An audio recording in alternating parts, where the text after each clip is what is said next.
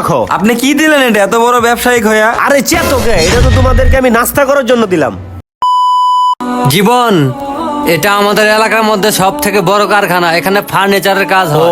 এটা কার কারখানা? এটা আমাদের স্বপন ভাইয়ের কারখানা। এখানে গেলে ভালো কিছু হাদিয়া পাওয়া যাবে। আচ্ছা চলো যাই।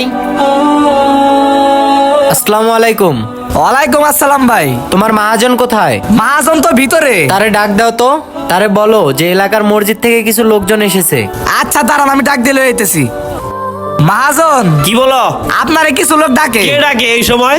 মনে হয় মসজিদ থেকে এসেছে কিছু কালেকশনের জন্য। আবার কিসের কালেকশন মালেকশন? এইসব আর ভাল লাগে না, চলো তো যাই দেখি। আসসালামু আলাইকুম। ওয়ালাইকুম আসসালাম। ভালো আছেন? জি আলহামদুলিল্লাহ ভালো। আমরা আসছিলাম আতিয়া জামে মসজিদ থেকে। ওখানে আমাদের 3 দিন ব্যাপী ওয়াজ এবং মাহফিলের আয়োজন করা হয়েছে। ওখানে আপনি যদি শরীক হতেন। ও আমি তো সঠিক জানি না, কাজ কামে ব্যস্ত ছিলাম তো। এই জন্য আমরা মেহনতে বার হলাম। আপনারা জানেন না, আপনাদেরকে জানালাম। আশা করি আপনার ব্যবসা বাণিজ্য ভালোই চলতেছে। আল্লাহর কাছে দোয়া করে আল্লাহ তাআলা যেন আপনার ব্যবসাতে বরকত নাজিল করে, আরো ভালোভাবে চলুক। আল্লাহ তাআলার কাছে দোয়া করি। আল্লাহর রহমতে তোমাদের দোয়ায় আমার ব্যবসা বাণিজ্য ভালোই চলতেছে। তোমরা দোয়া করো আমার ব্যবসা বাণিজ্য যাতে ভালো হয়।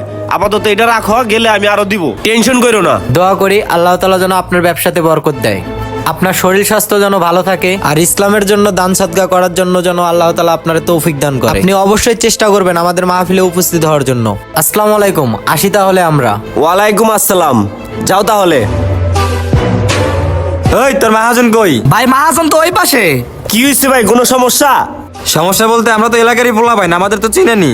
হ্যাঁ চিনি তো তোমাদের, কি সমস্যা বলো? ভাই সেরকম কিছু না, আমরা র্যাকেট টুর্নামেন্ট ছাড়ছি, সেখানে আপনাকে যেতে হবে। ও তোমরা টুর্নামেন্ট ছাড়ছো, খেলাধুলা করবা। খেলাধুলা করা তো ভালো, খেলাধুলা করলে শরীর স্বাস্থ্য ভালো থাকে। এই নিয়ে তোমরা কোনো টেনশন করো না, আমি থাকবো, সমস্যা না। থাকবো বললে হবে না, এটা আপনি রাখেন।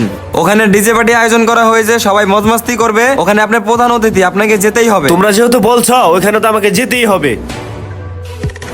আপাতত এই টাকাটা রাখো। আপনি কি দিলেন এটা এত বড় ব্যবসায়িক হইয়া? আরে চেতকে, এটা তো তোমাদেরকে আমি নাস্তা করার জন্য দিলাম। আপাতত এটা নেও, ওইখানে যায় লাগলে আমি আরো দিমু। আচ্ছা ঠিক আছে, আপনি তাহলে সঠিক টাইমে আসেন। ওখানে ডিজে পার্টি আছে, খাওয়া দাওয়ার ব্যবস্থা আছে। আইসেন ভাই। ভাই শোনেন ভাই, এটির ভিতর যাইয়েন না, ডিজে পার্টি মার্টির ভিতর যাইয়েন না। দুনিয়ার ভিতর নাচানাচি করবেন, কবরের ভিতর শান্তি পাবেন না ভাই। ভাই এলাকার পোলাপান আসছিল তো, না করতে পারি না। ভাই আমরাও তো এলাকার প্লাবান ছিলাম, মসজিদটাও আমাদের এলাকার, মাহফিলটাও আমাদের এলাকায় হইতাছে। কিন্তু দেখেন আমাদের এই মাহফিলটাতে যাওয়ার মতন সময়টুকু আপনার নাই। আপনি যদি আজকে মারা যান তাহলে আপনার কবরে গান বাজনা এই দুনিয়ার বিলাসিতা কিচ্ছু যাবে না। আমারে যে ওই যে 250 টাকা দিছেন না, ওই 250 টাকায় আপনার পায়ের কাছে সোয়াব হয়ে যাবে। তাই বলতাছি ভাই, আপনি এসব ডিজে পার্টি মার্টির ভিতর যাইয়েন না। আর আমার কথায় কিছু মনে করেন না ভাই, একজন মমিন হিসাবে আরেকজন মমিনরে বোঝানোটা তার কর্তব্য। আসি ভাই, আসসালামু আলাইকুম। ওয়ালাইকুম আসসালাম।